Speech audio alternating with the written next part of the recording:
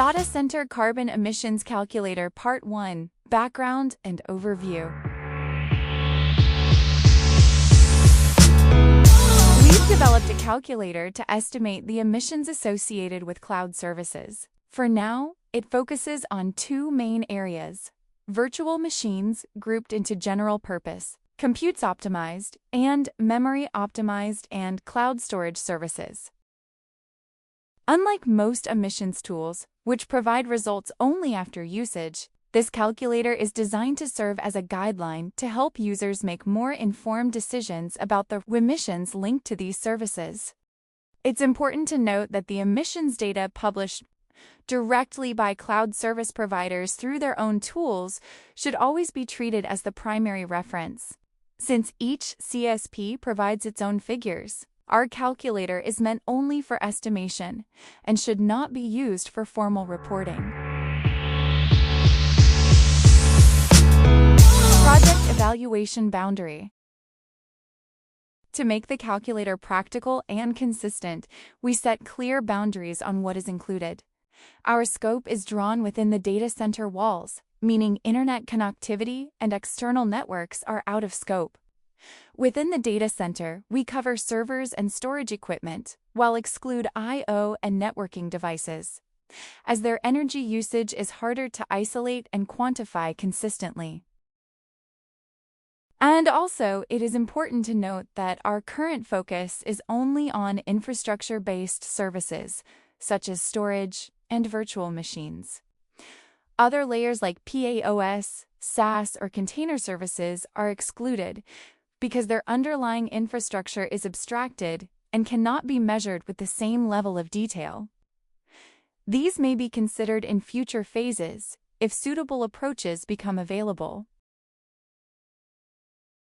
From an emissions perspective, the boundary includes Scope 1 and Scope 2 only. Scope 1 includes fuel consumed during generator load bank testing, under both no-load and full-load conditions. Scope 2 is the total electricity consumption of the data center, the power used by servers and storage devices plus facility overheads captured through PUE. Scope 3 emissions, such as embodied carbon from manufacturing data center equipments, is excluded. These Scope 1 and 2 values represent the cloud service provider's emissions. For CSP service consumers, the same emissions would typically fall under their Scope 3 value chain reporting. Category 1, purchased goods and services.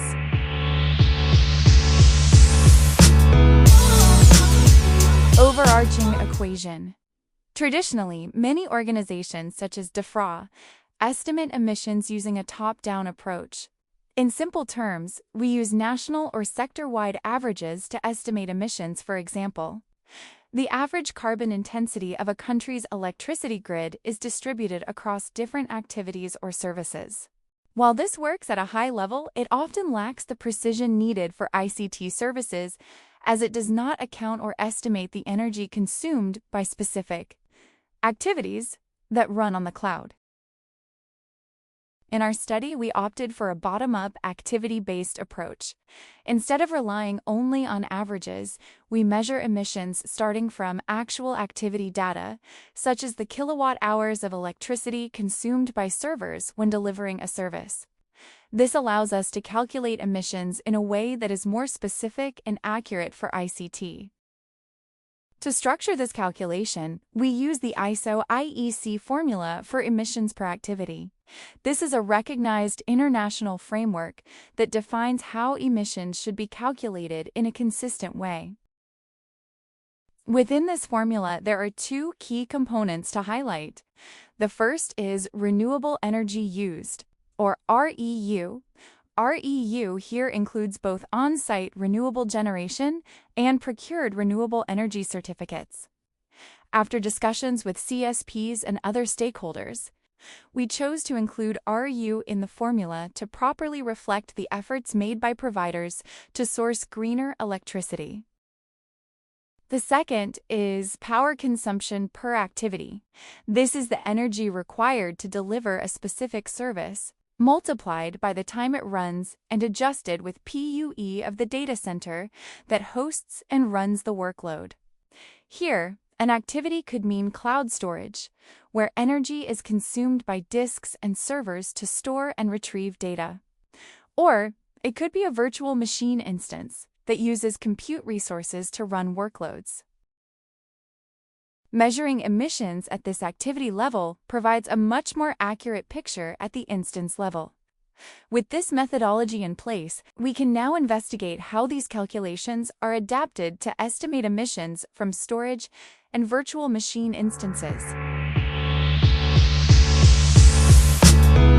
calculate the emissions from cloud storage services, we begin with the energy profile of the storage devices themselves, i.e., the power intensity PI of the storage unit, either an HDD or SSD, which represents the amount of energy it consumes while storing and retrieving data.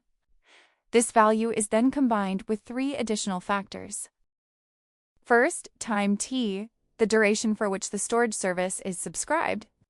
We set this to monthly basis, reflecting the standard billing cycle used by most cloud providers. Second, PUE power usage effectiveness, the efficiency of the data center hosting the storage. Last, GEF grid emission factor, the carbon intensity of the electricity supplying the data center. To standardize the calculation, we mapped different CSP storage offerings into two broad categories, namely hot tier and cold tier. Hot tier, frequent access, assumed to run on SSDs, suited for high-frequency access. Cold tier, infrequent access, assumed to run on HDDs, typically used for less frequently accessed data. Finally, the result is expressed in kg CO2e per GB copy per month. Here, the term copy refers to how many times the data is replicated for durability. For example, in a WSS3 standard, data is typically stored as 3 copies across different availability zones. This means that 1 gigabyte of user data corresponds to 3 gigabytes of physical storage, and the emissions are calculated accordingly. This approach ensures the result is aligned with how cloud providers design their storage services and how they meter and bill usage. To estimate emissions from virtual machine VM usage, we build on the methodology originally introduced by TEEDS Engineering with the Green Software Foundation. This framework has been expanded with our updated database of VM instances covering AWS, Azure, Google Cloud, and on-premises deployments.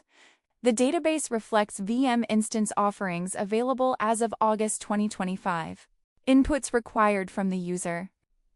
Detailed guidance on sourcing these values will be provided during the walkthrough. VM configuration.